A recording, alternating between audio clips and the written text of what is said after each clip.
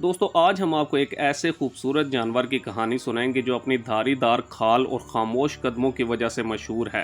ये जानवर है एमर लेपर्ड। ये चीता रूस के सर्द जंगलात और चीन की सरहदी पहाड़ियों का रहने वाला है, लेकिन आज इसकी पूरी आबादी सिर्फ 100 तक सिमट चुकी है।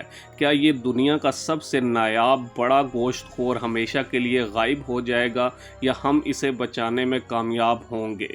आइए इसकी दास्तान हयात को मुकम्मल तौर पर समझते हैं। दोस्तों एमर लेपर्ड की कहानी रूस के दूर दराज इलाकों और चीन के शुमाल मशरकी सूबों से शुरू होती है। 20वीं सदी के आगाज तक ये चीता कोरिया और मंचूरिया के घने जंगलात में भी पाया जाता था। इसकी मोटी खाल और लंबी दुम इसे सर्दियों में गर्म रखती थी, मगर जंगलात की कटाई और शिकार ने इसे सिर्फ एक तंग खित्ते तक महदूद कर दिया।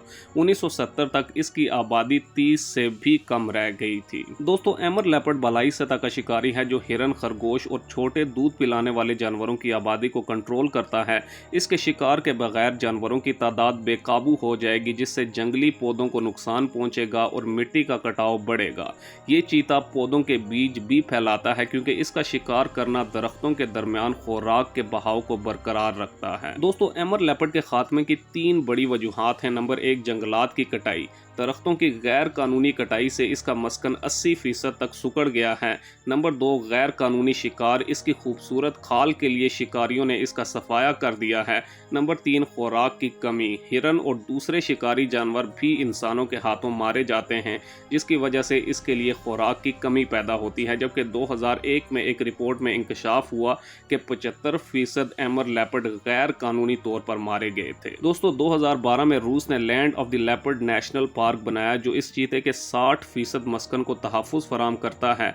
यहाँ कैमरे, ट्रैप्स और मुहाफ़िज़ों की मुसल्लह टीमें 24 घंटे निगरानी करती हैं। इसके अलावा चिड़िया घरों में अफज़ाइश नस्ल के प्रोग्रामों ने 200 से ज़ायद चीते तैयार किए हैं, जिन्हें मुस्तकबिल में जंगल में छोड़ा जा सकता है। दोस्तों सिर्फ 100 चीते बाकी होने की वजह से जिन्याती तनू खतरनाक हद तक कम हो चुका है। इसका मतलब ये है कि बीमारियां या माहौलियाती तब्दीलियां पूरी नस्ल को तेज़ी से ख़त्म कर सकती हैं।